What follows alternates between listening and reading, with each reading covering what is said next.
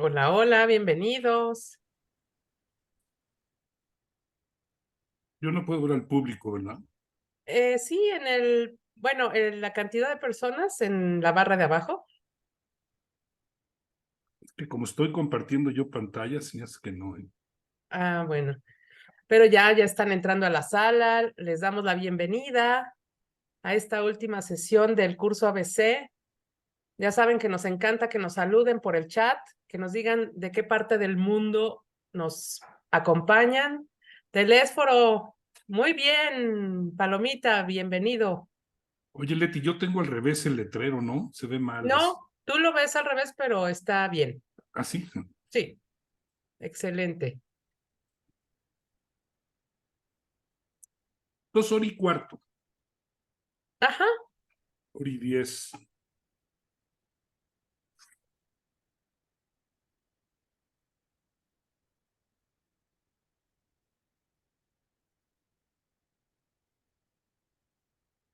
buenos días, buenos días. Vamos a empezar a las 11:05, si les parece bien, a dar tiempo a que todos los participantes vayan por su café y estén súper listos para esta última interesante sesión.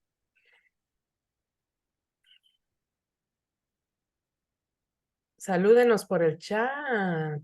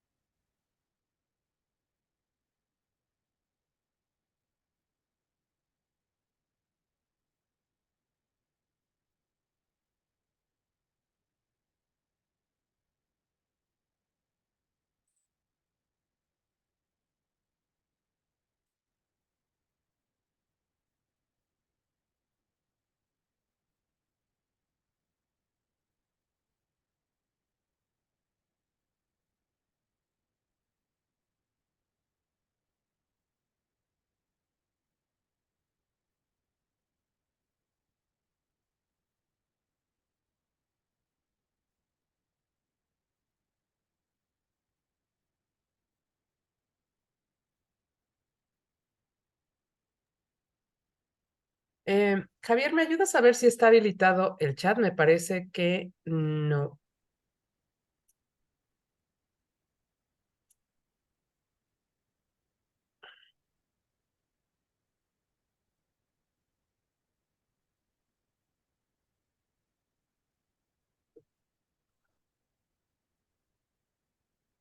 Listo, Leti, chat habilitado.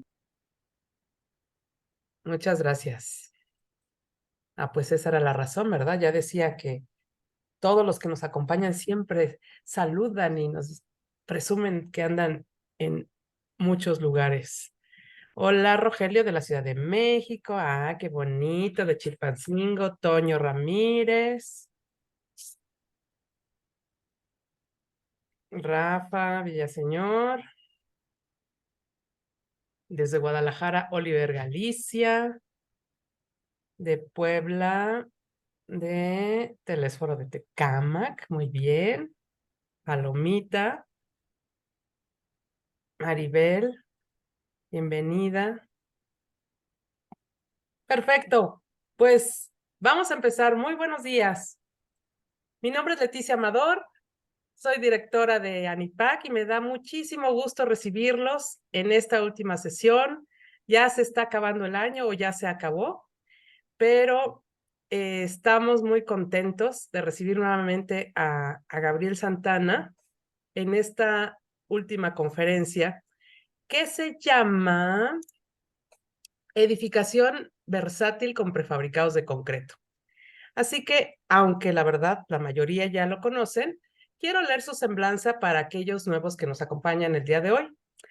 Él es ingeniero civil egresado de la UNAM, dedicado a la prefabricación y el preesfuerzo desde 1980. Fue director de desarrollo de negocios de Grupo ITISA.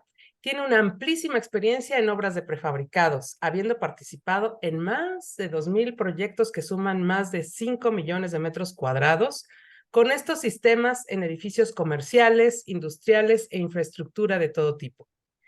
Fue presidenta de ANIPAC en 2017 y es un incansable conferencista en universidades y congresos de su gremio, tanto en México como en el extranjero. Actualmente es vicepresidente del Comité de Prefabricados en la FIP, Federación Iberoamericana del Hormigón Premezclado. Gabriel, muchísimas gracias por cerrar con broche de oro esta última sesión del curso ABC. No, pues al contrario, el gusto es mío y es un gran honor siempre estar hablando de este tema y de cualquier tema cuando hay un grupo de personas interesadas y reunidas, emociona mucho. Entonces, hablar de esto, pues es un gusto para mí, de ninguna manera lo tomo más que así, y pues esperemos que les sirva. Yo creo que lo importante es que ustedes aprovechen estos minutos que vamos a estar juntos, con alrededor de 3 horas dura las, no se crean, no se crean. Estamos aquí 1 hora, hora y media máximo, incluyendo sus preguntas que me va a dar muchísimo gusto contestarlas. A veces son más importantes las preguntas que la misma exposición. Entonces le vamos a dejar un espacio de tiempo al final. Yo les pediría que cuando tengan alguna duda la anoten y después simplemente nos la leen o se la pasan en el chat, como dispongan los que están organizando, y con mucho gusto ampliamos las respuestas para que se vayan muy empapados hoy de prefabricados. Alguien que tenemos mucho estima por él decía que la prefabricación es como una enfermedad y que no se cura ni si es progresiva y contagiosa. Así es que, pues hoy espero que se vayan tosiendo de prefabricados los que no están enfermos ya de esto. Bueno, pues hablando de qué vamos a hablar, diría yo, si es que esto ahí está ya. Construyendo con prefabricados, yo le llamo éxito garantizado, y vamos a darle una justificación a esto que estamos diciendo aquí, porque pues es muy fácil nada más decirlo y no demostrarlo, como dirían en todos lados ahora, ¿no? Entonces, ¿por qué es un éxito? Porque nos lleva a conseguir para lo que se hacen los proyectos. Que yo diría, bueno, pues un proyecto se hace para alojar, un proyecto de construcción, por supuesto, se hace para alojar al ser humano y darle cabida con alguna finalidad, ¿no? Sea un estadio de fútbol, sea una industria, sea un edificio de oficinas o residencial, se construye para algo, siempre el ser humano, o sus cosas, ¿no? O sus cosas. Entonces, si nosotros tenemos eso en cuenta, construirlo de la mejor manera pues, es tener un éxito, ¿no? También se construye para hacer un negocio, para que esa inversión inmobiliaria produzca un beneficio para los que lo hicieron y lo sigan haciendo, y entonces se beneficie toda la sociedad recibiendo las construcciones y además volviéndolo a hacer. En fin, hay infinidad de beneficios. El éxito es conseguir esos beneficios de los que estamos hablando. Y yo lo quiero hacer, esta presentación que propongo ya a ustedes, lo hace desde el punto de vista del recorrido de la vida del proyecto, porque el proyecto no es nada más la construcción, tiene muchas fases, ¿no? Entonces, les pongo aquí cuáles son los puntos de atención para lograr ese tremendo objetivo, que es tener un éxito garantizado. Bueno, pues yo diría que son, primero, la planeación, ¿no? La planeación como una actividad preponderante a la que casi nunca le damos importancia, ¿no? El segundo es hacer el proyecto, es decir, la ingeniería, los planos, las especificaciones, ¿no? El tercero es ejecutarlo, es decir, llevar a cabo eso que se proyectó. Y lo último, que también es muy importante, es el mantenimiento, es decir, que el edificio, el inmueble, se mantenga en condiciones de servicio para tal cual y para lo que fue hecho, ¿no? Entonces, estos 4 aspectos los vamos a ir viendo a lo largo de la presentación, cómo se comporta el prefabricado en ellos, ¿no?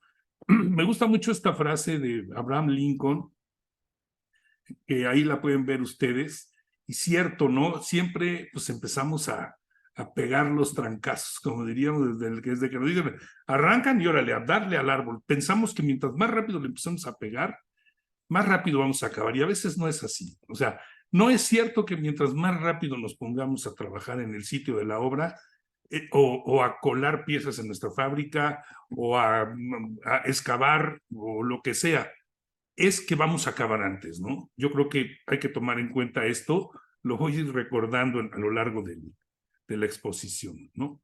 Ahora, aquí también tenemos que ver, para tenerlo presente como concepto, como contexto, perdónenme, cuáles son las fases de la ingeniería, que son muy aceptadas en general, pero digamos, yo se las propongo. La primera es la ingeniería conceptual, después la básica, la de detalle y las build. ¿Qué son fases, como bien lo dice, que van consecuenciales una de la otra y las vamos a ir analizando, ¿no? Entonces, si nosotros dibujáramos la vida del proyecto, es decir, lo pusiéramos como una línea de vida, yo les propongo analizarlo en estas fases, ¿no? En estos stages o momentos del proyecto. El primero es cuando nace, después evoluciona, cuando ya ha tenido una evolución de cierta importancia, entra a su fase de madurez. Aún no se construye, insisto, a veces no nos damos cuenta de todo lo que ocurre antes de la construcción porque nosotros somos primordialmente constructores. Los ingenieros y los arquitectos, pues en la mayoría de las veces nos dedicamos a la obra a construirla, pero tiene unas fases anteriores que no podemos perder de vista. Después la construcción en sí y finalmente la puesta en marcha y la operación. No están a escala las fases, no es que el nacimiento dure poquito, puede ser que la evolución dure mucho más que todas las otras fases juntas, o hay proyectos que se van en fast track y rápidamente se empiezan a construir o se ponen en marcha, ¿no? Ahora, si nosotros vamos analizando cada una de estas fases, encontraríamos la primera, el nacimiento del proyecto, ¿no? ¿Qué se hace aquí? Les propongo yo tres grandes actividades, ¿no? ¿Qué decisiones se tienen que tomar? ¿Qué acciones hay que hacer? ¿Y qué ingeniería se debe realizar o apoyar para el proyecto en ese momento, ¿no?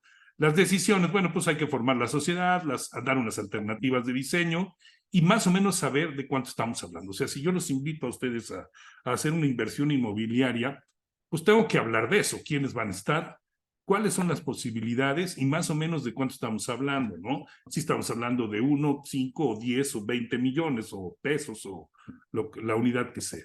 Ahora, ¿qué tenemos que hacer en esta fase? Pues lo que bien dice ahí, ver la parte de permisología, es decir, si es adepto, si se puede construir ese inmueble allí o no, si está permitido, qué dice el uso del suelo, etcétera. También ver si ese edificio lo vamos a vender o a utilizar, qué dice la mercadotecnia al respecto y también qué riesgos tenemos, ¿no? Y la ingeniería pues, nos debería de dar luz para tener unos costos paramétricos y alternativas. No se han hecho de este proyecto porque todavía inclusive no hay diseño. Simplemente cosas similares no las debería de dar, ¿no? A veces cuando nos invitan a este proyecto decimos, uy, pues es que está muy verde, hay que esperar a que madure un poco. Y, pues bueno, es que tenemos que a veces ser parte de esa madurez y eso es lo que quizás convenga más, ¿no? Ahora, siguiendo adelante, bueno, aquí yo diría, los primeros trazos, ¿no? Que se hacen en esta etapa de nacimiento son como los que vemos aquí. Yo imagino que el señor Eiffel hizo algo por el estilo de lo que está ahí, o sea, un dibujo muy somero junto al río Sena y que tenga esa forma así, en fin, ¿no?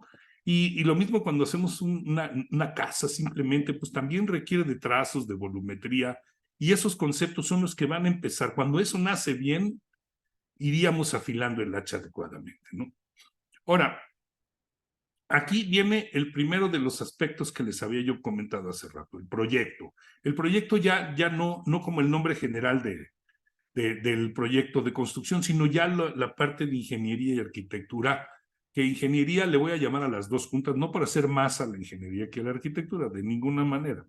Al rato les platico cuál es mi opinión al respecto de cuál es más importante, si la ingeniería o la arquitectura. Y fíjense que es chistoso porque pues uno se pone a pensar. Yo estuve hace muy poco tiempo y aunque sea, no era la primera vez que estaba yo ahí, pero es impresionante entrar a la Basílica de San Pedro, allí en Roma, que tiene una construcción hecha en el siglo XVI, XVII, y con unas alturas y unos claros y unas dimensiones espeluznantes. Ese señor que la construyó, que si no me equivoco fue Bernini y un poco Miguel Ángel también, ¿qué eran ellos? ¿Ingenieros o arquitectos?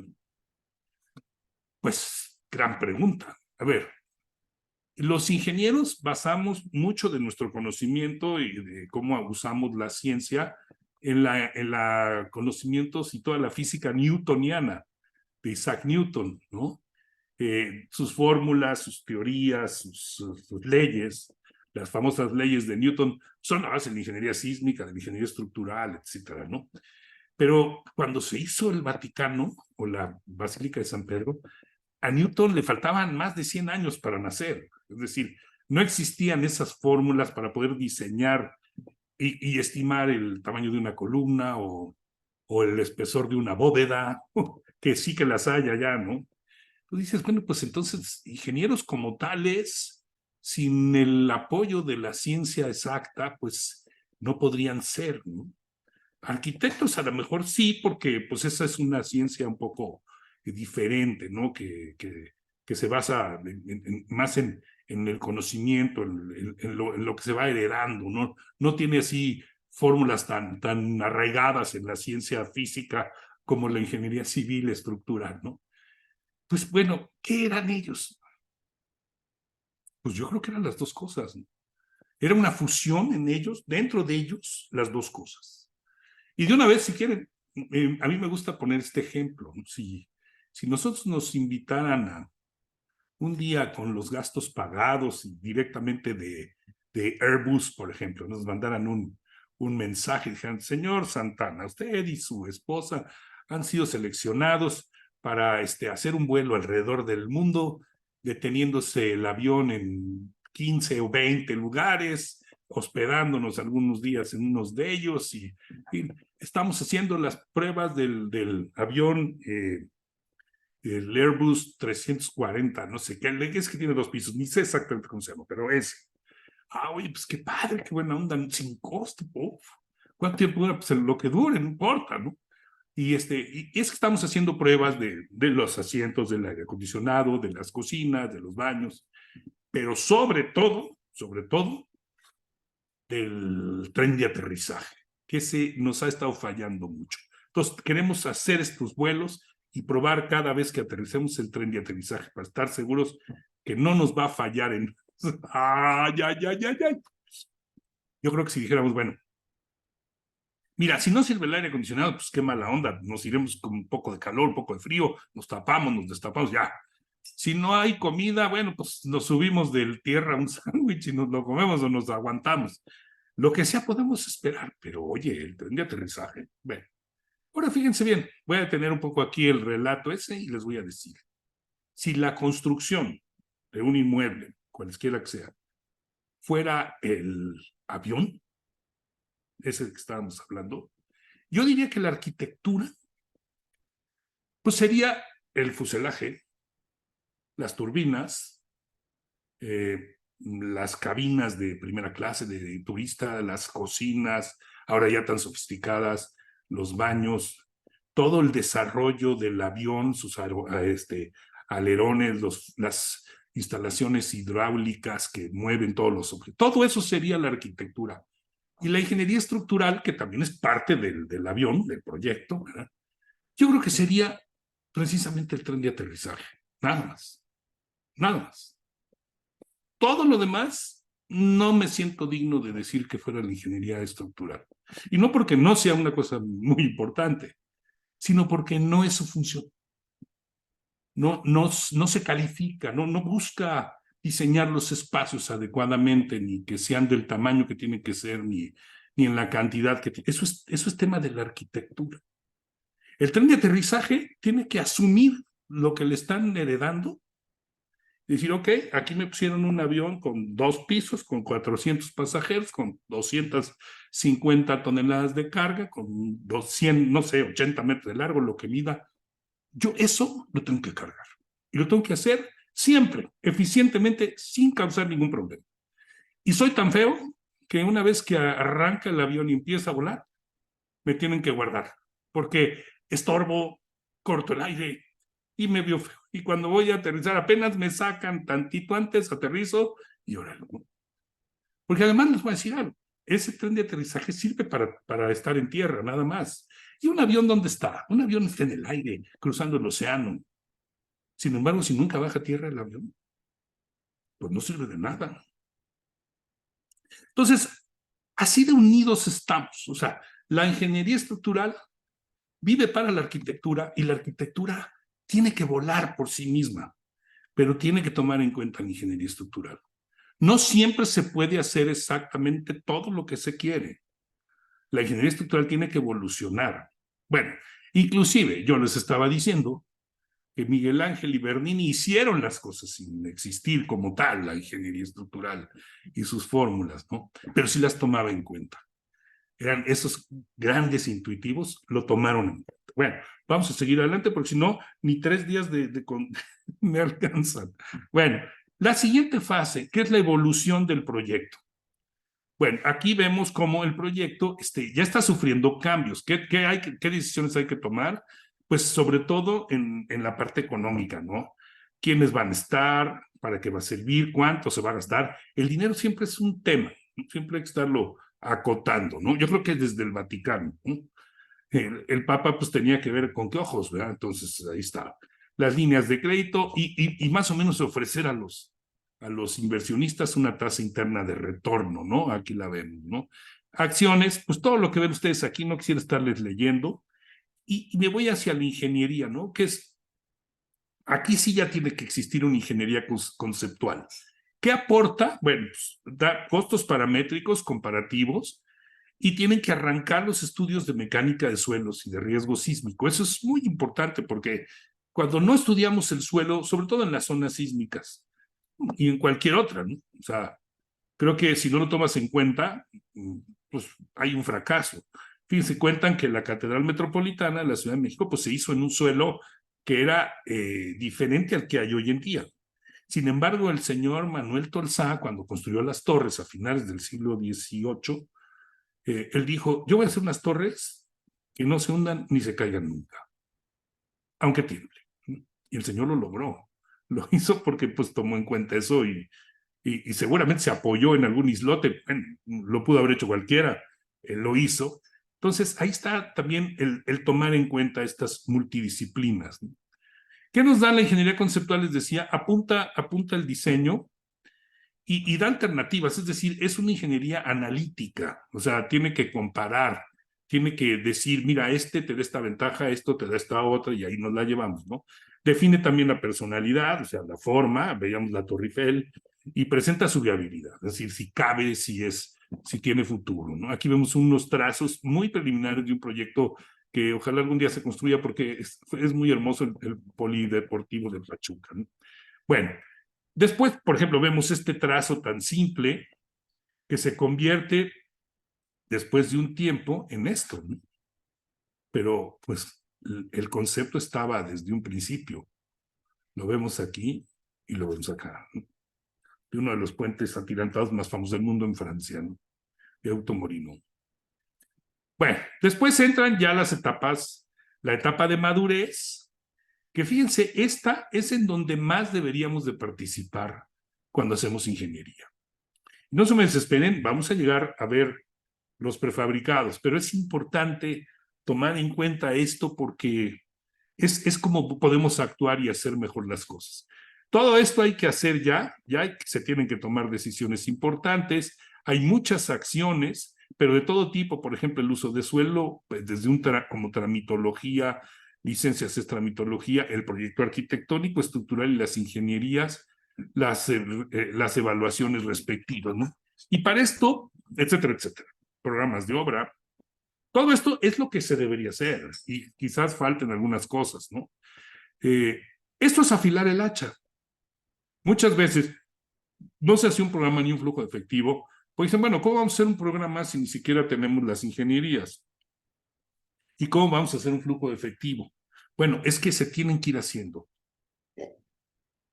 Y se tienen que ir evolucionando y detallando y afinando. Porque si no los hacemos y empezamos a construir sin haberlos hecho, pues vamos a empezar a pegarle al árbol sin tener filo el hacha. Aquí yo diría la parte importantísima, la ingeniería básica. ¿Cuál es la diferencia entre la ingeniería básica y la ingeniería conceptual que teníamos antes? Bueno, que la ingeniería básica ya aporta una cuantía de insumos, aunque sea en forma general, pero ya son insumos, por ejemplo, toneladas de varilla, toneladas de concreto, de metros cúbicos de concreto, metros cuadrados de pisos, de construcción de esto, en fin, ya se puede cuantificar y entonces aplicarle precios unitarios y entonces llegar a presupuestos que ya son para llevarle un control a la obra, ¿no? Esa es la palabra quizás que haga la diferencia. Se pueden elaborar los procesos constructivos. Qué importante es hacer esto, ¿eh? Ahorita no tengo yo manera de saber el nivel de su carrera profesional, si son estudiantes o están recién egresados o ya son profesionistas maduros, pero miren, en cualquier caso, les diría, es importantísimo hacer los procedimientos constructivos por sencillos que sean, por obvios que sean, aunque se hacen un muro de bloque, ¿verdad? Que es mejor hacerlo prefabricado, pero si lo van a hacer de como sea, hay que hacer los procedimientos constructivos, escribirlos, familiarizarse con ellos, en todos los niveles de los que están involucrados y comprometidos con la obra. Y aquí inclusive hay cosas que se tienen que detallar un poco más ya como ingeniería de detalle, ¿no? Por eso yo indico, hay que iniciar. Entonces, cuando ya tenemos estos elementos, creo que ahora sí ya estamos listos para poder iniciar el trabajo de construcción. Entonces, ingeniería básica, a final de cuentas, concluye el diseño, es decir, no lo detalla, pero sí lo concluye, ¿no? Define la solución, ahora sí al 100%, hace unos planos generales, las cuantías máximas, es decir, la ingeniería de detalle no sirve para crecer las cuantías, sirve para disminuirlas o por lo menos dejarlas igual. Pero si nosotros en ingeniería de detalle las crecemos, creo que estamos caminando al revés.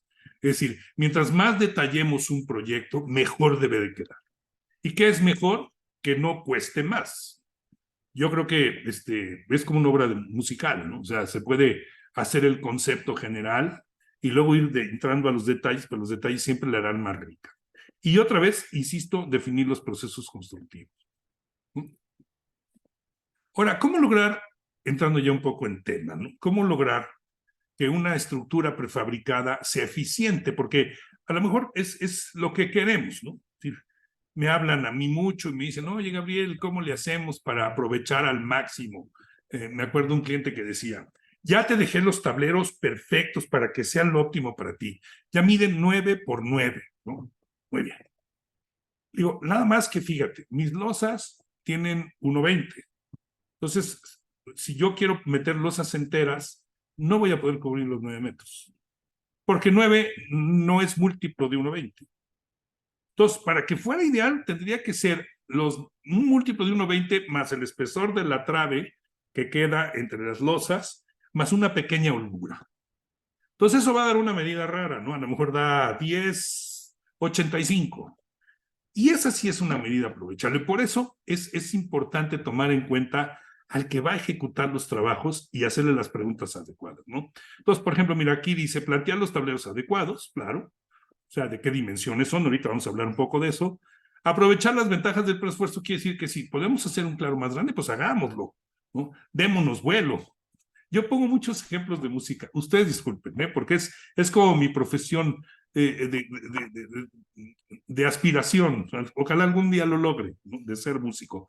Pero cuando a Beethoven le pusieron el piano, él le pusieron 8 o 9 escalas, más de 100 teclas, pues se las aprovechó y toca obras que recurren a notas muy altas y notas muy bajas y las hace lucir.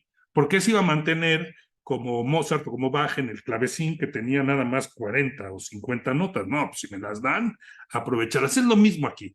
Si el preesfuerzo te permite conseguir un claro mayor, búscalo.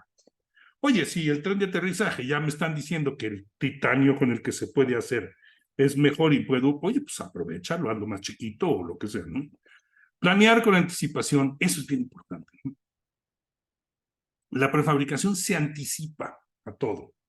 Y no solo eso, no lo hace nada más por el gusto de hacerlo, lo hace porque lo tiene que hacer. Es decir, prefabricar es estar antes de algo. ¿Cuál? Pues su montaje.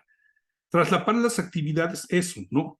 No, mira, vamos a excavar, ya cuando acabemos de excavar, vemos a quién contratamos para los prefabricados. No, al contrario, si yo no necesito es el sitio de la obra para empezar a fabricar, ¿por qué me tengo que esperar a que termine la excavación? Mejor lo hacemos al mismo tiempo.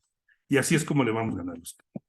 Y luego controlar los cambios, porque los cambios son parte de la vida del proyecto, ¿no? O sea, si pensamos que no va a haber cambios, pues quién sabe en qué mundo vivimos. O sea, y claro, mientras más nos anticipemos, y si en las etapas de madurez y las etapas preliminares que mencionamos, ahí ocurren esos cambios y no en la obra, pues será mucho mejor, ¿no?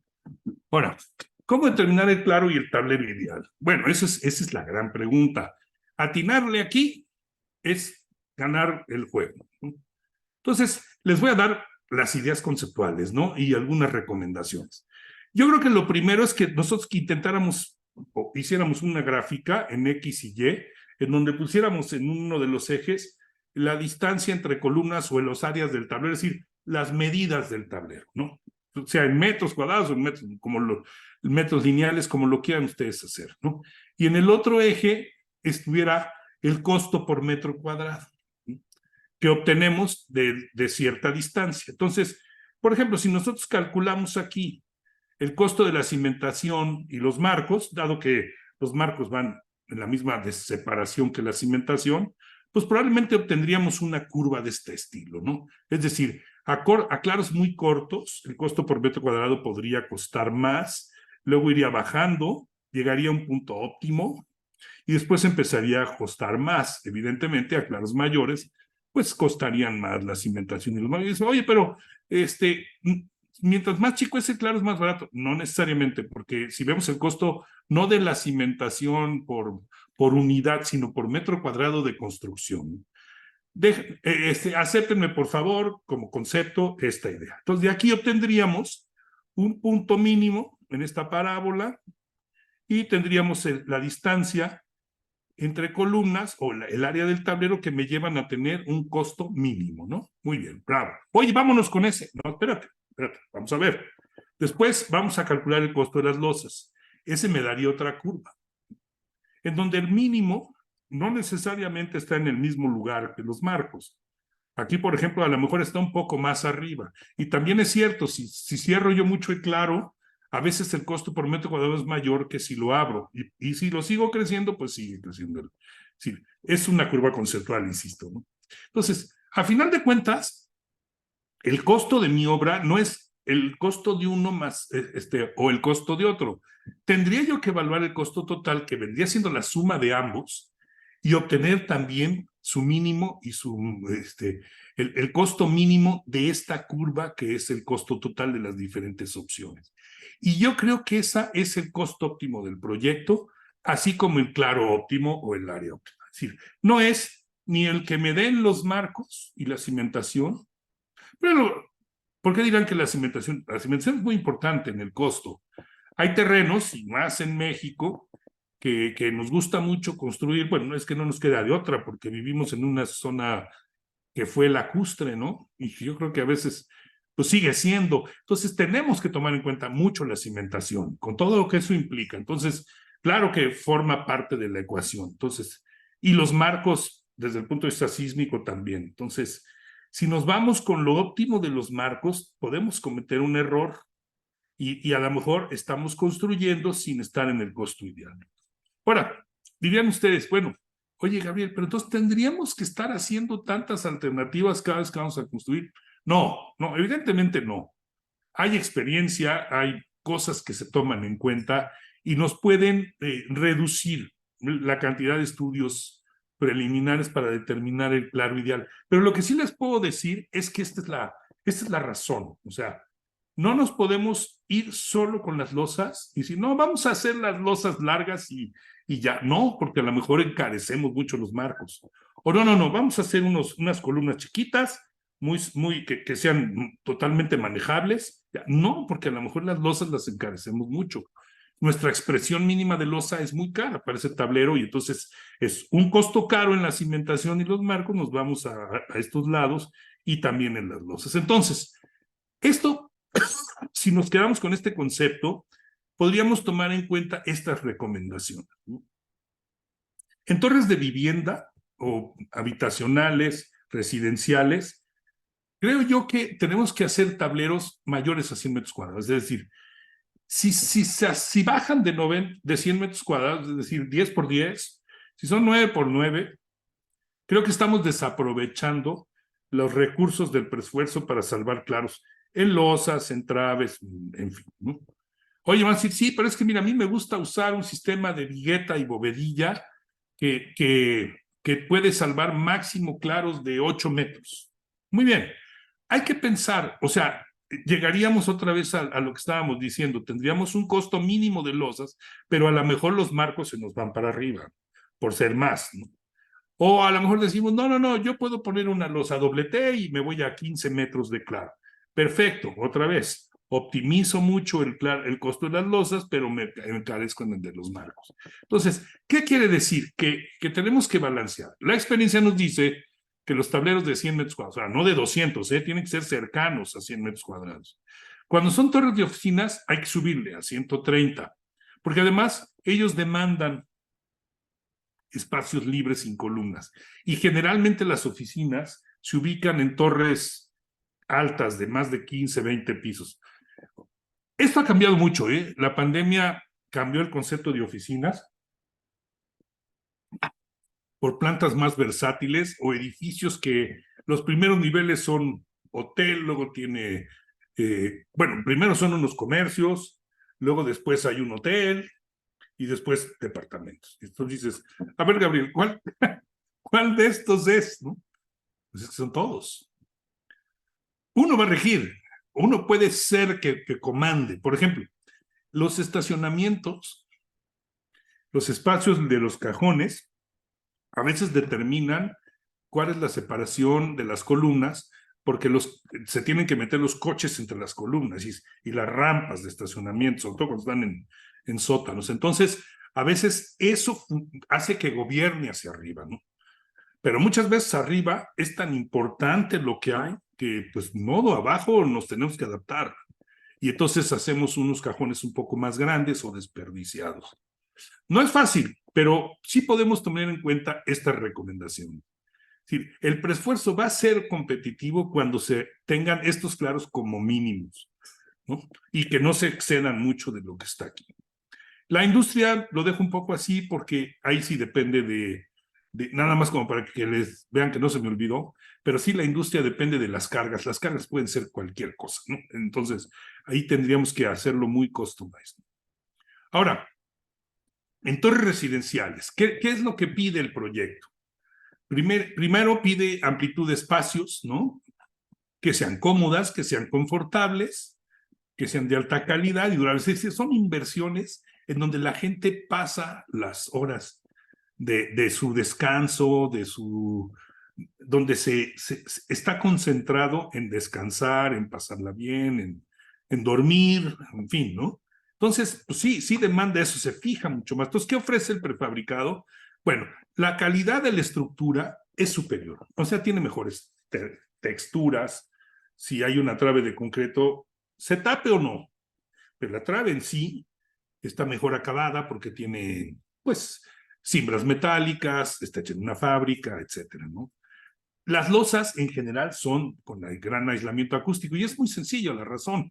O sea, nosotros tenemos que hacer losas que tengan huecos para que optimicemos la cantidad de concreto por metro cuadrado, ¿no? y compensemos el flete y el montaje. Y en la fábrica lo podemos hacer con la maquinaria o con los recursos que tenemos. Entonces, esos huecos generan insulation, ¿no? O sea, aislamiento térmico y acústico. Entonces, bueno, pues un poco de gratis, pero ahí está. Y hay veces que deliberadamente se hacen así también. Tenemos mayores espacios libres de columnas por eso mismo, de que los claros pueden ser más grandes. Y la verdad es que por todo eso el mantenimiento también es casi nulo. Entonces, parece ser una buena opción para las torres. Vamos a ver un pequeño video de cómo es que se logra, cómo es el sistema constructivo, ¿no? Cómo se ancla, por ejemplo, aquí llega una columna que tiene preparaciones en la parte inferior, se inserta en una cimentación de una forma muy sencilla, si simplemente, esta es una forma, hay muchas formas, se traslapan las varillas, se hace un nudo y se cuela con concreto en sitio, y entonces ya logramos una conexión. También existen los candeleros, que es donde nosotros vamos a ver un poco más adelante, creo que traigo algunas fotos. Después la trave se apoya de alguna manera en las columnas y las tabletas que forman los entrepisos. Hay que formar después unos nudos con aceros que corran de una trave hacia otra y luego formen estas como cruces coladas en sitio y entonces ya se integra como un todo, ¿no? Ahora también podemos usar ménsulas que queden aparentes de concreto y que ya vengan listas desde la fábrica, y recurrimos, al uso de soldadura. Vamos a ver que se puede usar, tiene sus restricciones y sus comentarios, pero se puede usar, no es imposible, y así obtenemos también una estructura muy, muy conveniente y muy rápida de construir, ¿no? Entonces, estas dos formas nos permiten hacer nuestros edificios prefabricados, sean de poca altura, como estos, ¿no? Estas son torres residenciales. Bueno, es decir, como aquí tenemos el caso de dos torres residenciales, perdón, no olviden lo de como estos. Estas tienen 14, 15 niveles y esta 17 niveles. Entonces, ¿qué es lo que tenemos aquí? Que las columnas se van colando en el lugar y los entrepisos son prefabricados. Entonces, bueno, pues eso nos permite lograr también una combinación de sistemas a través del uso de una grúa torre como esta, y obtenemos las ventajas del prefabricado en las losas y no tenemos el riesgo de montar una columna de 50, 80 metros que no la podemos ni transportar ni nada de eso. Entonces, a final de cuentas, la columna la podemos colar en sitio y queda muy bien, ¿no? Ahora, no sé, me salió algo aquí muy raro, permítanme. Bueno, ya está.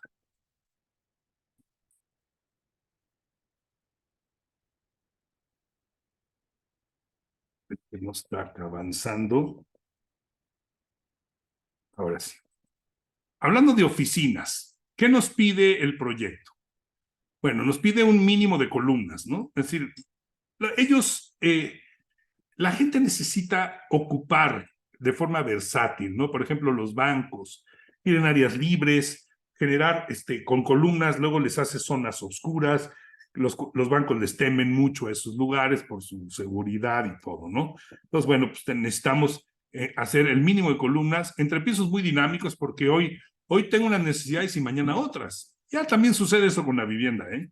Ahorita somos dos, al rato ya tenemos otro hijo y queremos subdividirnos de otra forma. Versatilidad para cambios, es decir, que no esté atado yo a que, oye, si me quiero mover 5 centímetros para acá, ya no puedo.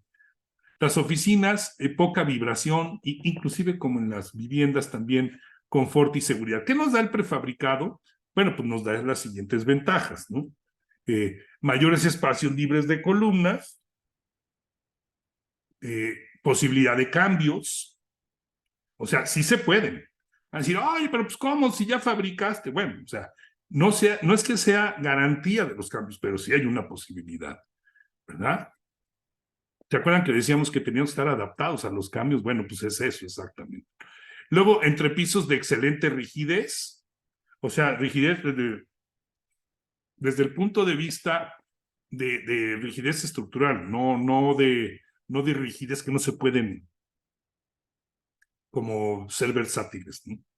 Y también el desempeño sísmico. Entonces, son ventajas que sirven en los edificios de oficinas y en la combinación de esos edificios, ¿no? Y aquí vemos algunos. Por ejemplo, esta torre Es una torre de más de 120 metros de altura, que es todo el edificio prefabricado, excepto las columnas.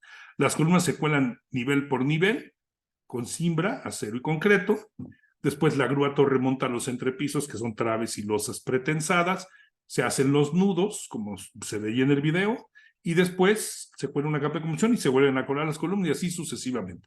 Y se pueden lograr niveles de 4 o 5 niveles por mes. O sea, realmente con muchas ventajas y con la gran ventaja, diría yo, de que los niveles, dejando un par de niveles, 2 o 3 niveles adelante, podemos entrar abajo a completar el edificio y hacer los acabados. Digo, no es conveniente hacerlo debajo de donde están montando con la grúa, pero sí, si dejamos un par de niveles ya terminados y nos metemos abajo, podríamos ir haciendo el edificio en una secuencia muy, muy conveniente, ¿no? Y eso, sin duda alguna, como ya no hay cimbras, no hay ni obra falsa, ni tienen que llegar a quitar andamios, nada, ¿no? Inclusive cuando prefabricamos hasta las escaleras, pues la misma gente sube por esas escaleras y ya no necesita andamios ni cosas por el estilo. O edificios no tan altos como estos, muy versátiles. Si ven aquí, este es el edificio de las oficinas de la empresa ITISA, donde yo he colaborado, y vemos cómo son plantas complicadas, es decir, aquí vemos una especie de volado, que no es volado, hay unas armaduras por acá arriba muy inteligentes, y en fin, son plantas que tienen ambición arquitectónica, no edificios aburridos ni monótonos, ¿no? Los centros comerciales también demandan tiempos de construcción, que es lo más importante. Hay que inaugurar tal día y vale que no. O sea, en este Buen Fin, ¿cuánto venden las empresas? A veces lo de todo el año, ¿no? El costo debe ser competitivo, es decir, rápido, bueno, bonito y barato.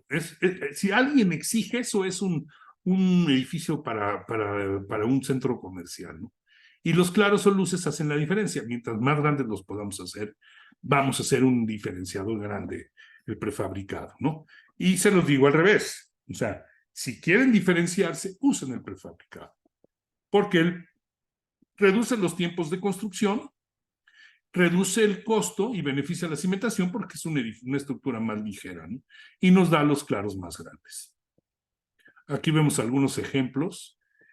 Yo creo que los centros comerciales como edificios aislados han entrado un poco en desuso porque ya se construyeron muchísimos en México, ¿verdad? Pero cuando se construyeron, ahora ya van más a plantas mixtas, edificios con usos múltiples y todo, pero como quiera se siguen construyendo y siguen requiriendo esas características. Aquí vemos edificios, por ejemplo, estas plantas son plantas que tienen movimientos, formas ambiciosas desde el punto de vista arquitectónico y son prefabricados, ¿no? Pues en Puebla, esto es creo que esto es en Villacuapa, en fin, ¿no? Como bien decía Leti, que me hizo favor de presentarme, pues sí, ya son muchos millones de metros cuadrados. Yo no lo creía hasta que nos pusimos a hacer la cuenta un día y pues sí, ¿no? Ahora, la parte sísmica, dirían ustedes, bueno, a ver, si esto es tan maravilloso, ¿por qué no es más popular?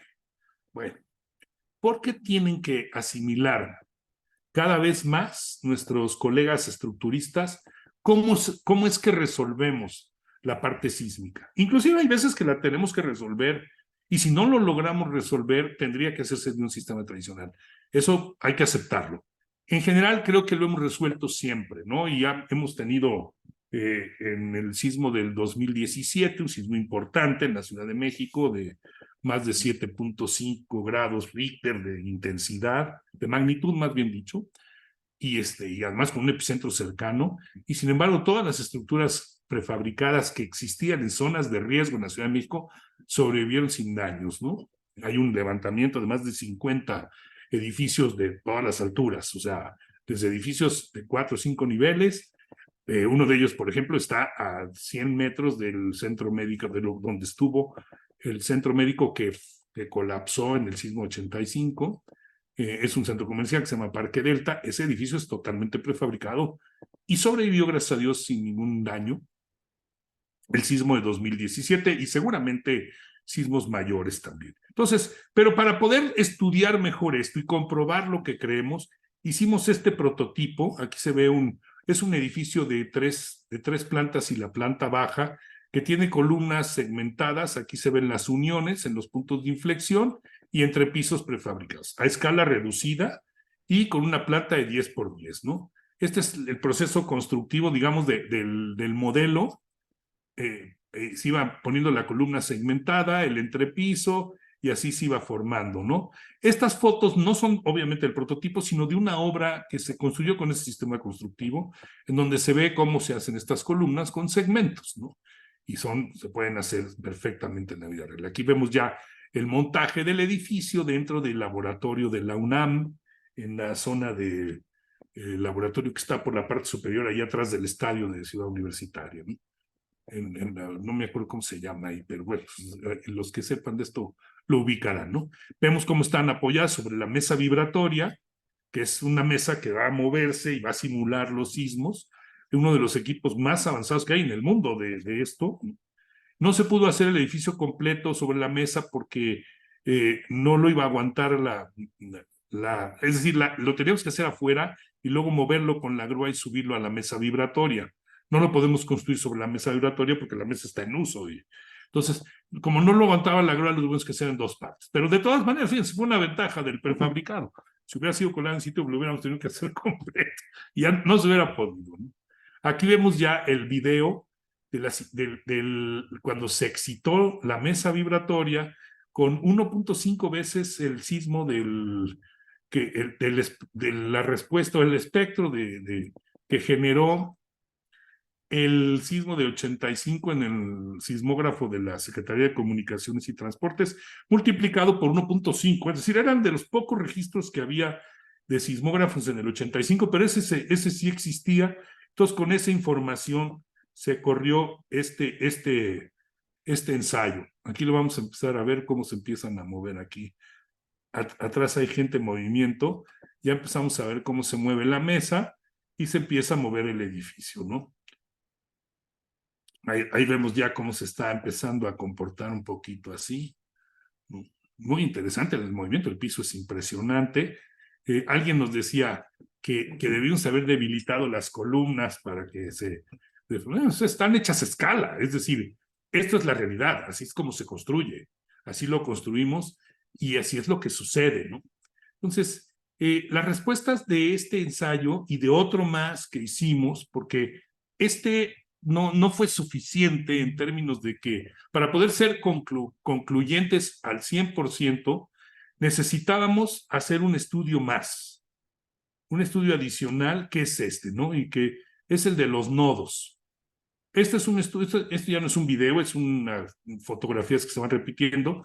Los investigadores van marcando con plumón cada determinado tiempo las fisuras que van apareciendo y van determinando las gráficas esfuerzo de formación de estos modelos, modelos reales de estructuras, ¿no? Y los comparan contra los modelos teóricos y analizan su comportamiento, ¿no? Todo esto es con el fin de comprobar lo que dice el reglamento de construcción, que los edificios prefabricados deben de emular a los edificios colados en sitio. Lo cual lo hacen con creces. Aquí vemos los ciclos histeréticos, porque no se hizo solo un tipo de conexión, lo vemos aquí, son 2, 4, 6, 7 tipos diferentes de conexiones. Las hay monolíticas, coladas en sitio, con soldadura, con elementos postensados, con prefabricados hechos con nudos húmedos, etcétera, etcétera, etcétera. Las tres que involucran prefabricados son las que vemos aquí señaladas en amarillo, y los cuales los ciclos histeréticos, que es el dividir esfuerzo de formación y que vaya dibujándose con los resultados obtenidos a través de los cablecitos que veíamos ahí conectados, ¿no? ¿Qué pasa? Que la energía que son capaces de liberar estos nodos es la que está contenida dentro de estos dibujos. Perdón si hay algún muy sabiondo de esto, yo no soy un estructurista tan sofisticado, pero la idea creo que no es incorrecta. Si la grafiqueta está gordita, es que es una estructura dúctil, es decir, es capaz de liberar energía a través de la deformación.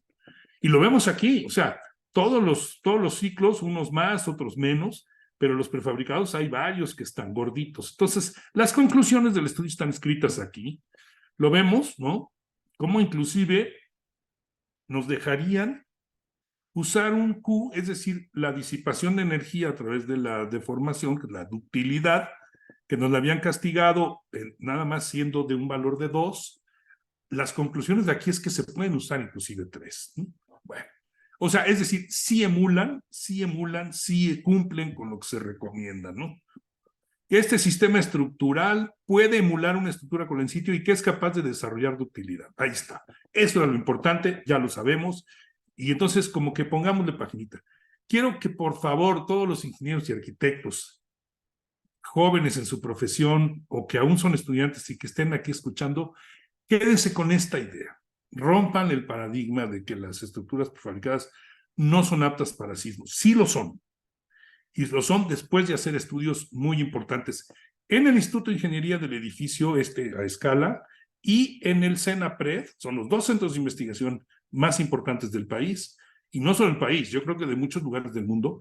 El estudio de los nudos se hizo en el CENAPRED, en el muro de reacción.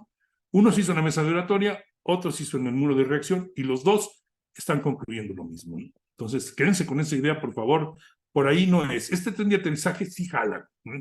O sea que, ojalá, si les dan el boleto, súbanse al avión, sin duda.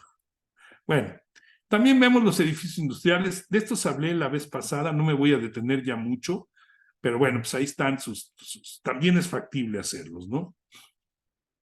Y son estructuras preciosas, veamos los claros y los...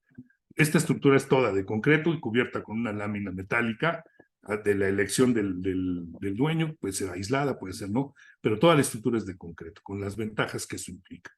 El uso de BIM también es importante, estamos hablando en el recuadro apenas del proyecto, cómo el BIM nos ayuda mucho a esta planeación. Ahora, entrando en la etapa de ejecución, ¿qué es la ejecución? Bueno, pues hay que tomar decisiones, hay que hacer acciones y hay que desarrollar la ingeniería de detalle. Ahora sí, ya no puede quedar nada al criterio de nadie, tiene que estar, bueno, no al criterio de nadie. No puede quedar al criterio del constructor, tiene que ser del proyectista. Entonces sí hay que hacer los detalles. Y hay que solucionar sobre la marcha también algunas cosas, no quiero decir que no, pero esta disciplina de la ingeniería de detalle también la tenemos a veces un poco mal en nuestro país. Hay que disciplinarnos más. Sí tenemos que hacer ingeniería de detalle, ¿no? Ahora, ¿qué pasa en esta etapa de construcción? ¿Qué nos aporta en esta que es la que estamos viendo, la de ejecución? ¿Qué nos aporta el prefabricado? Bueno, si analizamos un proyecto con el sistema tradicional, su programa de obra, digamos en una gráfica de Gantt, muy tradicional, muy sencilla, tendríamos espacios, días, semanas, meses, como ustedes lo quieran poner, bueno, días no, ¿verdad? 3, luego podríamos empezar la excavación una vez que ya tenemos información. Después que hemos algo de excavación, podemos empezar la cimentación, estimamos este tiempo, y luego la estructura. La estructura pues sí tiene que irse haciendo nivel por nivel, y cuando ya se tiene un cierto número de niveles, escapando una vez que escapemos de los sótanos, podemos empezar con las albañilerías, las instalaciones y los acabados, ¿no? Y tenemos un programa, permítanme, de 20, ¿no? Pensemos que fueran meses, ¿no? Bueno, ahora, con el sistema prefabricado, ¿qué vamos a ganar? ¿Dónde está el ahorro? Fíjense. Vamos a dejar exactamente los mismos tiempos para proyectos de excavación y cimentación. No se necesitan más, y si se necesitaran, tampoco nos va a afectar. Sí es cierto que el proyecto en prefabricados implica más planos, pero finalmente pues, los hace el mismo prefabricador esos planos y van en sus tiempos, ¿no? Entonces, pues yo diría que no. Este proyecto al que está aquí es el mismo que está acá. Es decir, el que no depende de la empresa de prefabricados, sino del arquitecto y a lo mejor de un estructurista. Ahora, la excavación pues es la misma, es el mismo edificio, y la cimentación es muy similar. Si no es que a lo mejor más sencilla, pero digamos similar. Ahora, ¿cuál es la gran diferencia? Que la estructura aquí se puede empezar en la semana 4 o 5, pero acá se puede empezar en la semana 3, 2 semanas antes, que es el 10% del tiempo, dicho sea de paso. Y además, como se puede empezar en varios frentes, es decir, podemos estar simultáneamente colando una planta y otra, y otra, y otra. ¿Se acuerdan que decíamos que hay edificios que ahora son estacionamientos, luego comercios, luego departamentos, luego un hotel? Bueno, pues podemos tener líneas de producción para los diferentes tipos de losas y traves, y entonces atacar todo el edificio. Por eso la construcción de la estructura aquí nos lleva mucho menos tiempo. Y luego el montaje, por supuesto, también. Es más rápido montar que hacer esto, ahorita lo vamos a ver. Y después le dejo igualito las albañilerías, instalaciones y acabados. Iguales, 1, 2, 3, 4, 5, 6, 7. Aquí están 1, 2, 3, 4, 5, 6 reproducidas. No creo que sea igual, ¿eh? Porque cuando ustedes montan el prefabricado sin andamios, sin obra falsa, los que entran a hacer instalaciones y acabados lo pueden hacer de manera mucho más eficiente. Pero dejémoslo así. ¿Qué es lo que pasa? Que por ese traslape de actividades que empieza aquí y en la fábrica podemos tener este ahorro de tiempo, casi del 20%. Yo creo que fácilmente un prefabricado ahorra el 20% del tiempo del programa de obra respecto al sistema tradicional, siempre y cuando pueda empezar. Si me lo castigan hasta acá y no lo contratan, pues entonces ya se pierde esa ventaja, ¿no? Aquí vemos un hipermercado que yo lo uso mucho porque tengo la información muy explícita de 1, 2, 3, 4 niveles. Y fíjense bien, el 15 de enero teníamos la obra pues prácticamente en excavación. Estas son las máquinas que estaban construyendo las pilas de cimentación. No es un terreno malo, pero la pila corta de 8 o 9 metros resultó un sistema eficiente de cimentación, ¿no? Para el 14 de febrero, en el vuelo que lo hacía una avioneta, esto es más o menos alrededor del año 2001, o sea, ya hace más de 20 años, ¿no? Es la avenida Gustavo Vaz, en el norte de la Ciudad de México. Aquí para un mes después, habiendo empezado más o menos el 3 o 4 de febrero, lo recuerdo por el Día de la Bandera, que el 5 de febrero, que si trabajábamos, que no trabajábamos, que el puente, que no sé qué. Bueno, por esa fecha empezamos y ya teníamos montado para el 14 toda esta barda, que es la colindancia con el vecino, y además el primer entreje de la estructura completa en todos sus niveles. Casi, ¿no? Para el 14 de marzo ya esto había crecido hasta acá.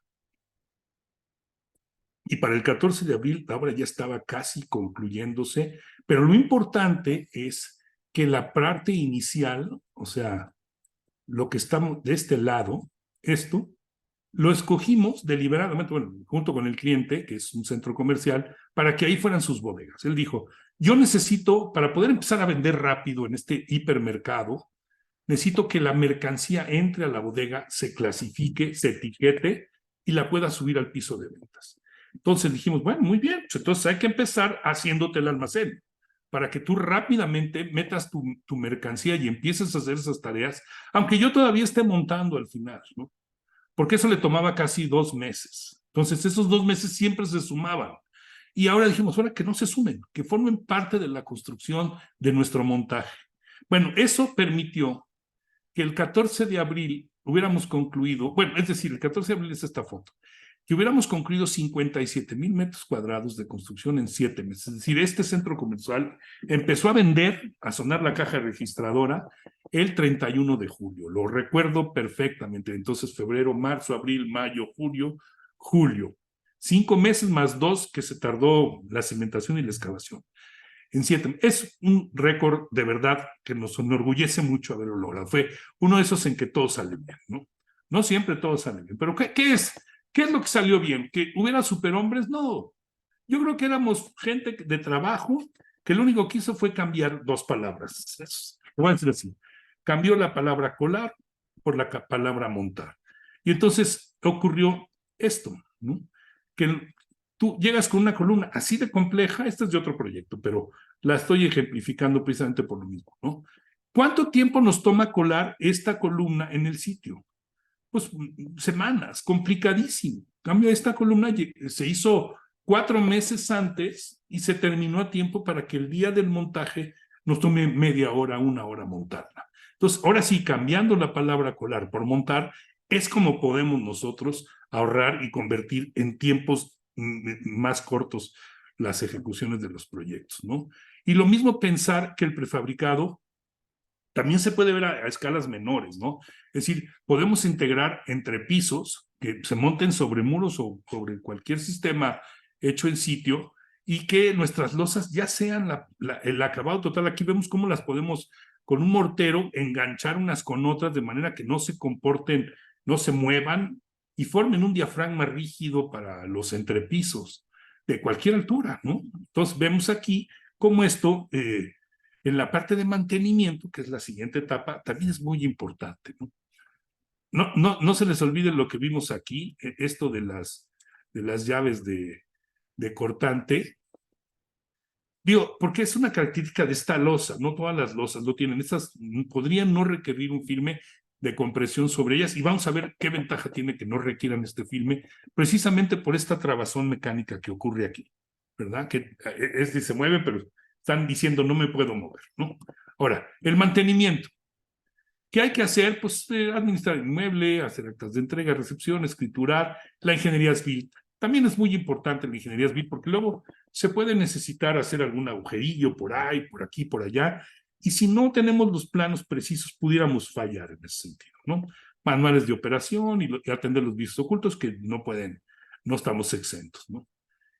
Creo que esta parte que permite hacer el concreto como sistema, como material de construcción y el prefabricado como un procedimiento de hacer las estructuras de concreto, que es integrar los acabados a la estructura. Aquí lo vemos muy bien en esta foto, me gusta mucho por eso. Es lo que se usó en este centro comercial de los 57,000 metros cuadrados. También eso ayudó muchísimo. Es decir, integramos con esta máquina en la planta, pulimos los pisos para que llegaran y estuvieran así. Es decir, esta losa es el acabado superior, es el que tiene desde la fábrica. Ya es un terrazo de mármol pulido y brillado. Aquí vemos la estación de autobuses de Atlacomulco 20 años después de su montaje y sigue estando impecable. El piso con 0 cuarteaduras, tiene nada más las propias de las juntas que nadie le estorban. Y de veras es una manera de explotar al máximo los recursos del prefabricado, ¿no? Que con la ayuda de los arquitectos lo podemos llevar al límite, ¿no? Necesitamos que tomen ustedes la decisión y que crean en esto. No vibra, no tiene problemas. Esta junta, al que no le guste se puede rellenar. Esta fue la primera vez que lo hicimos en forma importante, entonces se puede perfeccionar, ¿no? Y aquí vemos, por ejemplo, el piso de ventas de este hipermercado, el de los 7 meses, y las plantas de estacionamiento. También los coches rodando directo sobre las losas sin haber construido una capa de compresión. Ahora, también este es otro ejemplo. Fíjense ustedes esta fachada interior en la zona de los 3 niveles de, bueno, uno es gradería y los otros 2 son los palcos. Este es el estadio de fútbol de los Rayados del Monterrey. No creo cómo se llama, BBVA, creo. Está obviamente en Monterrey. Un estadio mundialista podría ser de un equipo que lo llena cada vez que juega. Es decir, es un estadio muy requerido, ¿no? Y vean ustedes cómo integrar los acabados significa darle la importancia al prefabricado para que esta pieza, una vez montada, estos que les decimos luego los cocodrilos por su forma esta medio chistosa de alojar, para poder montar las gradas sobre ellos, cómo se integran muy bien a la arquitectura y le dan esa característica. Ahora fíjense, esta me parece relevante.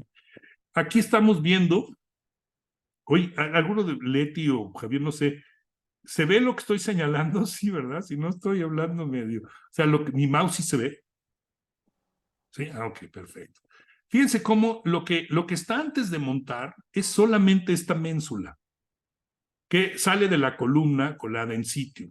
Sobre esa ménsula se coloca una grada prefabricada que tiene esta forma, como de una escalerita y con este pretil, que una vez que se unen todas las gradas de cada, forman la fachada interior del proyecto. Ya se quiere ir, ¿no? Fíjense, acá arriba se capta muy bien eso. Entonces, qué maravilla que el prefabricado sea la fachada interior. Y lo es con la pieza, que es una pieza estructural. O sea, no es una pieza de fachada que se puso sobre la estructura. No, la misma estructura ya es la fachada. Va padrísimo. Entonces, ¿eso qué va a hacer? Que dure toda la vida.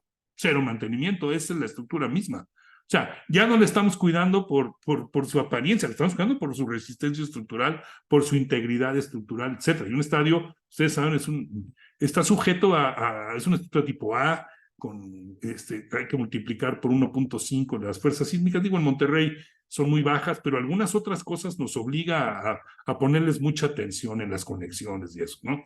Y vemos aquí como por debajo también está ya dignamente el inmueble, ¿no? Es un estadio precioso, la verdad, ¿no? diseñado por un arquitecto. O sea, el prefabricado, prácticamente toda la concepción del prefabricado la hizo la arquitectura. Gracias a eso es que se pueden integrar también las cosas. Las conclusiones, para llegar a tiempo al momento del final de la plática. Hablamos de planeación. ¿Qué implica la planeación? ¿Para qué se hace la planeación? Pues para eliminar los defectos, ¿no? Esa es que yo diría, es su principal vocación. Obviamente más cosas, pero dejémoslo ahí ahorita, en eliminar defectos. Después, hacer el proyecto, pensémoslo en optimizar los costos. Quitando lo obvio otra vez, que es pues, tener los planos y poder ejecutarlos, ¿no? Pero bueno, ahorita hablemos de optimizar los costos.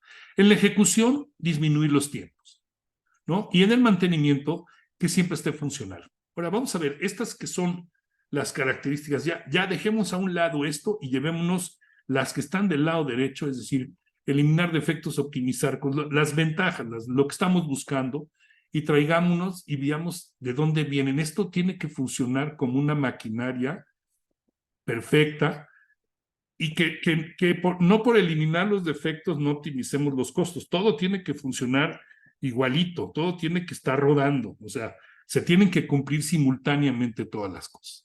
Ahora, ¿por qué logra el prefabricado estas 4 cosas? ¿En dónde lo logra? ¿Cómo es que lo logra y por qué lo hace mejor que todos los sistemas constructivos? Bueno, primero, eliminar defectos. ¿Cómo eliminamos los defectos? Otra vez, hablando de música, pues ensayando. O sea, si yo no quiero equivocarme en mi interpretación ante el público, pues mientras más ensayos tenga, mejor, ¿no? Entonces, si yo me anticipo y yo me preparo, pues voy a eliminar defectos. Es decir, el prefabricado, inclusive si haces una pieza y está mal, la desechas o la corriges, la reparas y luego la puedes llevar a la obra ya con la seguridad de que todo está perfectamente bien, que el concreto tiene resistencia, que no tiene huecos, que no tiene nada.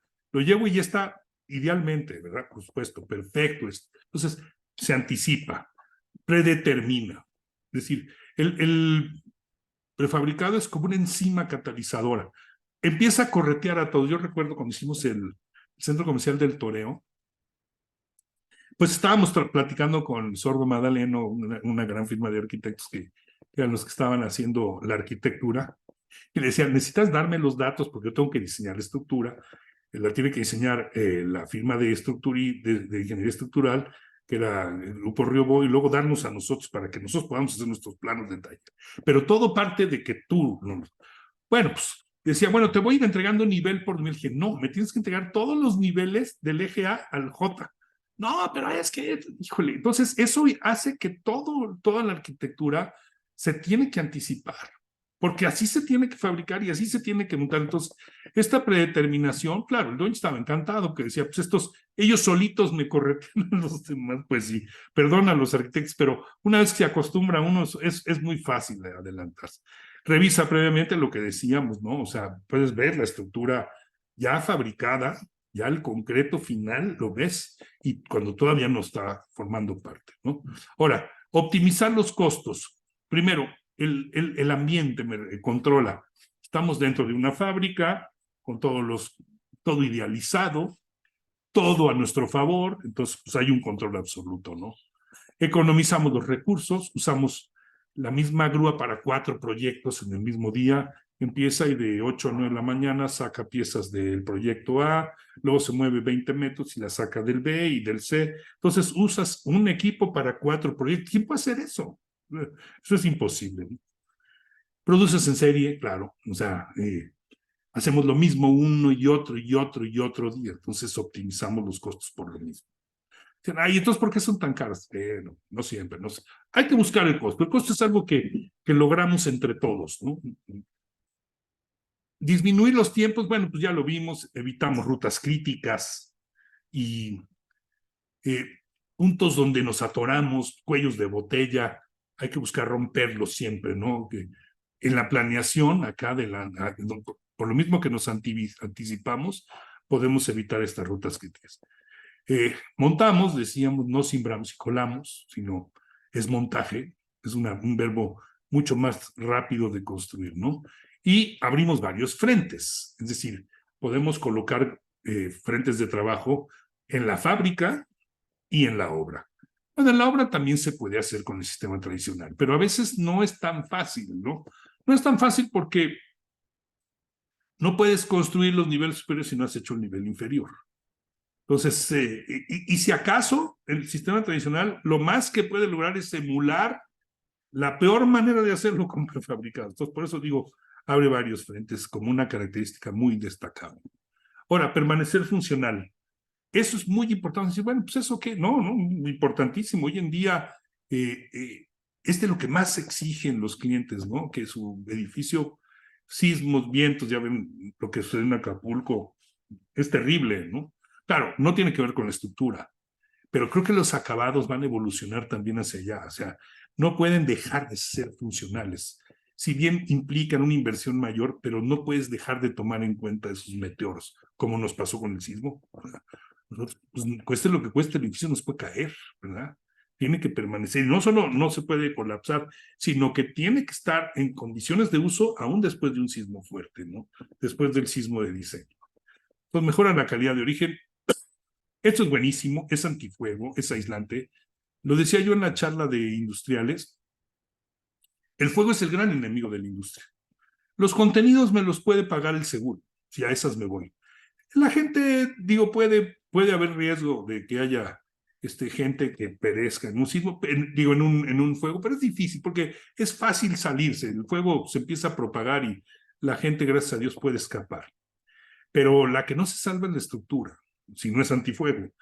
¿Y qué es lo que sucede? Que deja de operar la empresa, deja de tener su centro de distribución, su fábrica, su edificio de oficina, qué sé yo, ¿no? Entonces, esa falta del inmueble para lo que estaba destinado, eso sí que genera pérdidas consecuenciales importantísimas. Y es resiliente. Bueno, yo creo que el prefabricado lo ha demostrado en creces, como, bueno, se va haciendo resiliente en sí, va siendo capaz de resistir los impactos del tiempo y de todo, ¿no? Aquí vemos qué es el prefabricado desde estos puntos de vista.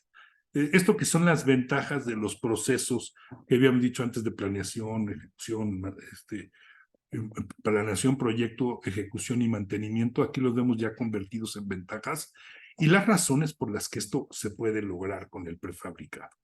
Entonces, de esta manera, pues conseguimos ya los beneficios, ¿no? La mayor tasa interna de retorno, porque terminamos más rápido, porque estamos listos a tiempo, porque no dejamos de operar, etcétera. Además, otra cosa importante es que el prefabricado cierra el costo, es decir, el inversionista puede pactar un costo con la empresa de prefabricados y ese costo es el que permanecerá vigente hasta el final, siempre y cuando no ocurran cambios. Y si los hay, se basan en los criterios iniciales, ¿no? No así con otros sistemas en donde, bueno, pues vamos construyendo y vamos viendo qué resulta. Me cobran por metro cúbico, por kilo, por metro cuadrado de cimbra y a ver, ¿no? Acá no, acá precisamente por ser una ingeniería de valor, hay que definirla desde antes y entonces sí se puede pactar un costo final. Hay mayor satisfacción del usuario en ese sentido, porque es eso precisamente, ¿no? O sea, decíamos que todos los constructores acaban peleados con su arquitecto, con su ingeniero después de la primera hora. En cambio, el prefabricado tiende a ser un sistema constructivo que el cliente lo repita mucho. A pesar de que hay muchos sistemas que son funcionales y sirven también. Mayor trascendencia, bueno, pues es algo de lo que se habla, ¿no? ¿Quién no habla del segundo piso? ¿Quién no lo recuerda? Pasas los días difíciles del cierre del tráfico y todo. Bueno, pero es que estamos haciendo un segundo piso en una vialidad donde circulan todos los días 250,000 vehículos y aún así logramos construir un segundo piso. Por eso es trascendente. Y resiliencia, lo decíamos ya, es cómo es capaz de ir sobreviviendo a los embates que dan los meteoros y los efectos, sobre todo el sismo, ¿no? Yo creo que si hay un edificio que se comporta bien en el sismo es el edificio prefabricado. Y eso lo hace resiliente, ¿no?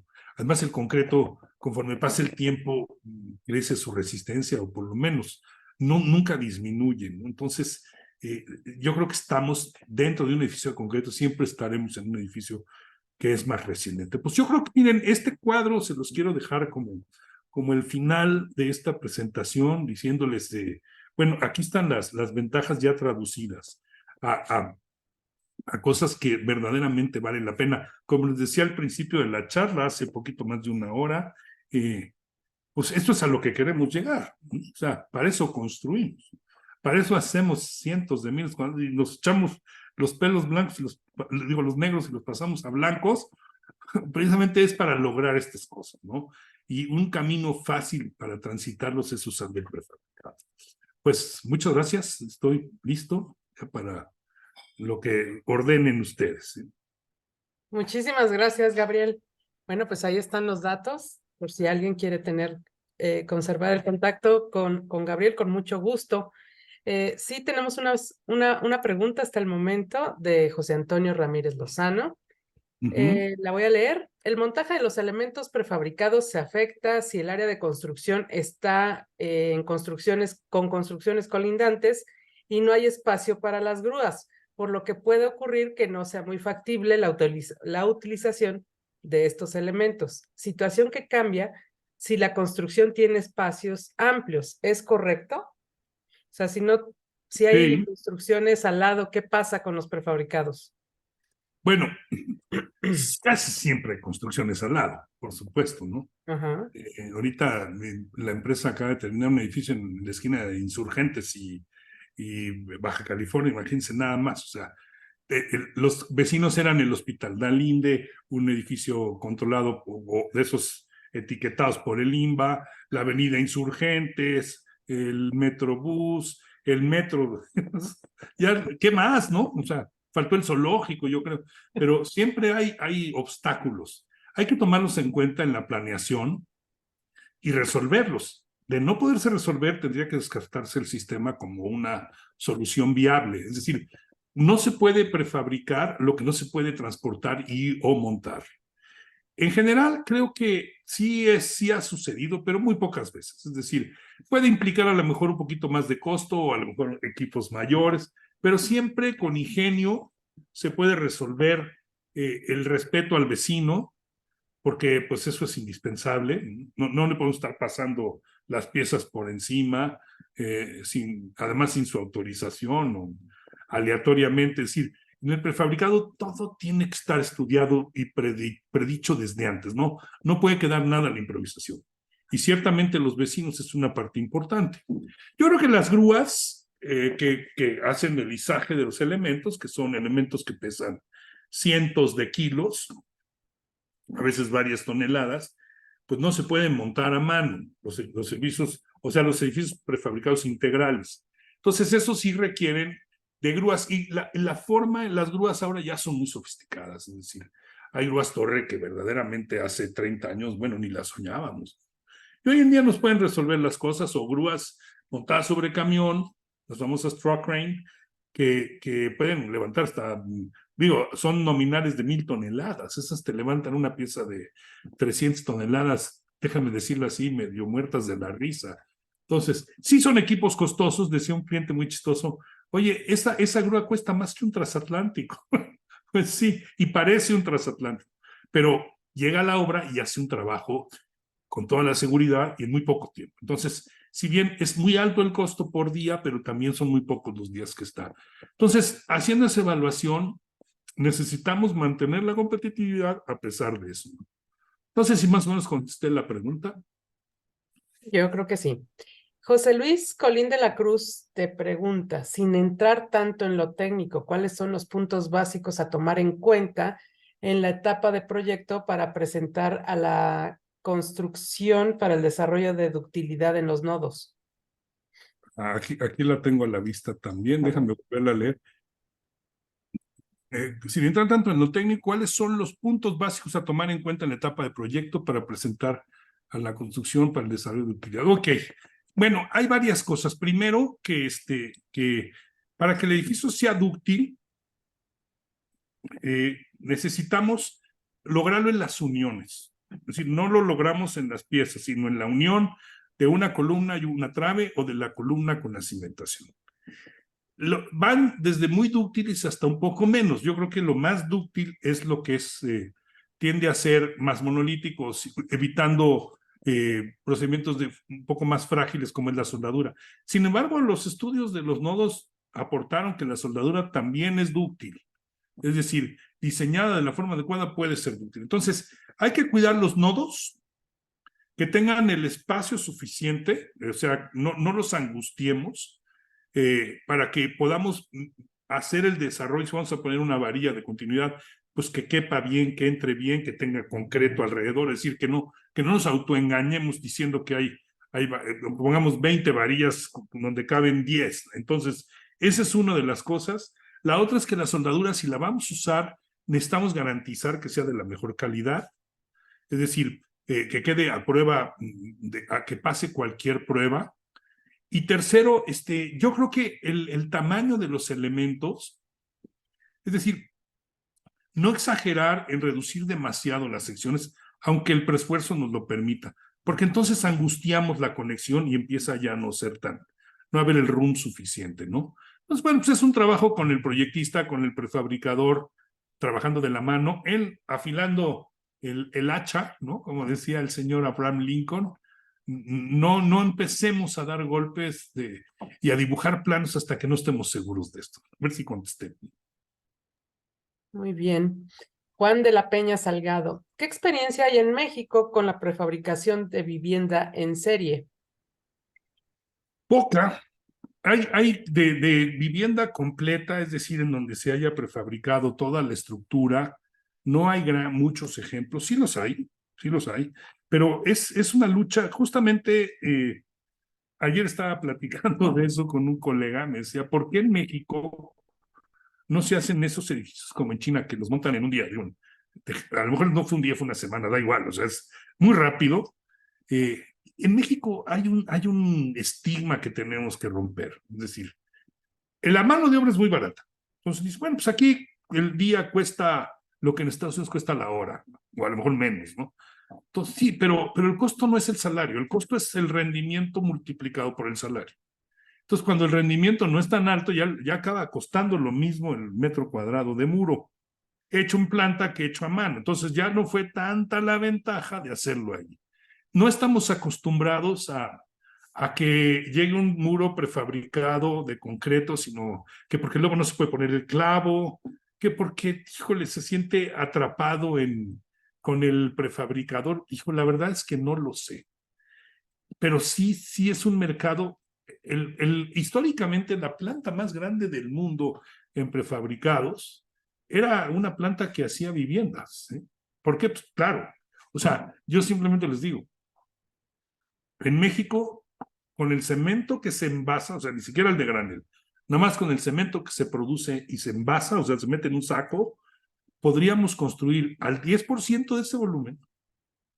Y aquí está Holcim, nuestro gran patrocinador, que no me dejará mentir, pero solo considerando el 10% de ese cemento envasado que fuera destinado a colar losas, podríamos fabricar 100 millones de metros cuadrados por año, considerando 30 kilos de cemento por metro cuadrado. Que, pues, si quieren, si no son 30 o 40, pues en lugar de 90, de 100 millones serán 90 o 120.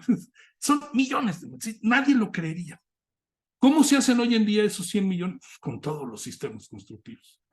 Hay en Mérida una planta que hace más de 1 millón de metros lineales de vigueta, es decir, eso significan 900,000 metros cuadrados de construcción de algo. Yo creo que la mayoría son viviendas. Entonces a mí me dices, oye, pues esos son experiencia, vivienda en serie. Sí, por supuesto. En los sistemas de entrepiso creo que sí hay mucha experiencia y podemos aportar, pero lo que es viviendas completas, multifamiliares, su servidor ha hecho algunas, muy pocas como para poder decir que hay experiencia, pero sí la hay, resultaron bien, ¿no? Entonces yo creo que es ir hacia adelante, es atrevernos los prefabricadores, que le invirtamos y que tengamos desarrolladores de vivienda que crean también en nosotros y hagamos esa experiencia juntos, ¿no? Por ahí va la cosa. Muchas gracias. Maribel Morales, en principio, muchos saludos y felicitaciones por tan magistral charla. Ay, Dios mío. De Lima, Perú. Muy Quizá no lo bien. contó en Saludos esta a Lima, perdón, acabo de estar por allá tengo que echar el comercial porque somos muy amigos ya de los peruanos. fueron nuestra sede de la primera reunión del Comité Iberoamericano de Prefabricados y van a ser la sede del siguiente congreso, que es en el mes de marzo, allí en Lima. Miren, los prefabricados son suficiente razón para ir a Lima, pero si no les alcanza, vayan a comer a Lima, que es también, y lo dice un mexicano, ¿eh? Entonces, saludos a Lima, a sus órdenes. Bueno, la pregunta es que a lo mejor no lo presentaste en esta ocasión, pero ella te pregunta de los muros de cerramiento prefabricados, ¿cómo se conectan a las vigas y a las columnas? Sí, los muros de cerramiento, debo entender yo, los muros que cierran una fachada de, por ejemplo, una nave de industrial, una cosa así, ¿no? Bueno, pues hay muchas formas. Sí, es un punto importantísimo. En Chile, otra experiencia latinoamericana, porque toda Latinoamérica es colinda con el Océano Pacífico y por lo tanto es una zona sísmica. Entonces, si bien la experiencia en Chile, que hubo un sismo de más de 8 grados Richter, comportaron muy bien las estructuras, algunos muros fracasaron por la conexión, digo, excedió las fuerzas de diseño, ¿no? Entonces, se pueden conectar de muchas formas, con todo gusto, si quieres, escríbeme un correo, Maribel, y podemos detallártelas. Es muy sencillo, o sea, uno cree que se va a arrancar las vestiduras para nada, o sea, es nada más dejar que la estructura se mueva por su lado y el muro por el suyo. Si quiero hacer que el muro detenga la estructura, les tengo que hacer una unión rígida. Pero si quiero que sea un muro de cerramiento y no estructural, entonces tengo que dejar, como decimos así muy coloquialmente, que cada quien baile el sismo por su lado, ¿no? Entonces, si le pongo una conexión móvil, la estructura se moverá y tendrá su resistencia, debería de tenerla, y el muro también, aunque se está agarrando, pero no para darle rigidez. Entonces, con todo gusto, por favor, Maribel, escríbeme y lo podemos platicar con más detalle. Gracias. Gustavo Herrera, las conexiones en el nudo columna zapata, ¿qué tan eficientes son si solo se empotra la longitud de desarrollo de la varilla en la zapata? Todo esto en el caso de puentes que en este momento se están realizando muchos en México y algunos las conexiones son postensadas y otros solo con grout. Gracias, excelente webinar y donde puedo encontrar bibliografía de todos estos temas. Bueno, a ver, vámonos por partes. Muchas gracias por sus respuestas y por sus flores. La unión columna-zapata, hay muchas formas de hacerla. La más popular, digamos, si fuera ese de programa de 100 mexicanos dijeron, pues la respuesta número uno es el candelero. Es decir, es tal cual como su nombre lo dice, como si la zapata fuera un candelero y la columna fuera la vela. Entonces entra la vela en el candelero y se rellena alrededor de la columna con un mortero estabilizador de volumen, también conocido como grout. Eso funciona muy bien y ya es muy probo si la longitud de la columna que entra en el candelero es 1.5 veces su dimensión. Por ejemplo, una columna de 80 por 80 tendría que empotrarse 80 por 1.5, es 1.20. Entonces, si entra 1.20 va a desarrollar completamente el empotramiento. Si es una columna de 1 metro por 1 metro, pues 1.50 y así sucesivamente, ¿no? Esa funciona y funciona muy bien, es muy rápida, y puede funcionar en grandes dimensiones, en puentes, por ejemplo, viaductos elevados, en fin, ¿no? Ahora, también el postensado, pues es una cosa como más mecánica, ¿no? Porque ponemos la pieza en la cimentación y luego lo apretamos y sí logramos una continuidad también del acero de refuerzo. También se puede hacer, es más costosa, es más complicada, más tardada.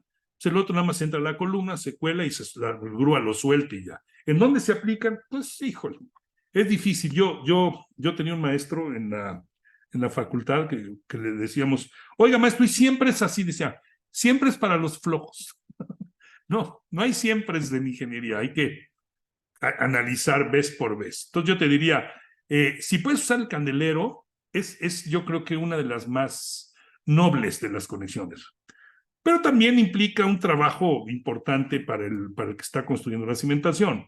Es más fácil dejar las varillas salidas y que tú las dejes también en tu columna prefabricada y unas con unos estribos y cueles. Bueno, también puede ser, pero hay que esperar a que frague esa unión, que luego se tarda y en fin, todas tienen ventajas y desventajas. En los puentes, pues sí, fíjate, las columnas del segundo piso en varios de los tramos son prefabricadas y tienen pues una combinación de los sistemas. Tienen un poco, emulan un candelero, también tienen postensados, en fin, o sea, porque son péndulos invertidos sujetos a acciones sísmicas importantes. Cuando tienes marcos, quizás puedas ser más benévolo con esos porque tienes menos esfuerzos de diseño, ¿no? En fin, por favor también si quieren que ampliemos algo, un correo y con mucho gusto, ¿no? Excelente, pues muchísimas gracias. Fueron todas las preguntas. Y aparte de agradecerte, agradecer por supuesto a Holcim, nuestro flamante patrocinador de esta tercera edición del curso ABC que hoy termina, y por su invaluable apoyo técnico de presencia y de difusión. Y también, por supuesto, a la ACI, la sección centro y sureste. Muchísimas gracias por tanto respaldo y tanta bonita amistad que tenemos entre los tres. Como lo prometido es deuda, ¿no? Les dijimos que a los que hayan asistido a las 4 sesiones se les hará llegar su constancia. Estaremos en posibilidades de enviárselas la segunda semana de diciembre con mucho gusto a los que hayan asistido a las 4 sesiones. A principio de año les estaremos compartiendo el programa de la 4ª edición del curso ABC y pues agradecerles su tiempo, el seguimiento y todas sus atenciones. Deseo que tengan muy bonito fin de semana y gracias. Saludos a todos también de mi parte. Gracias.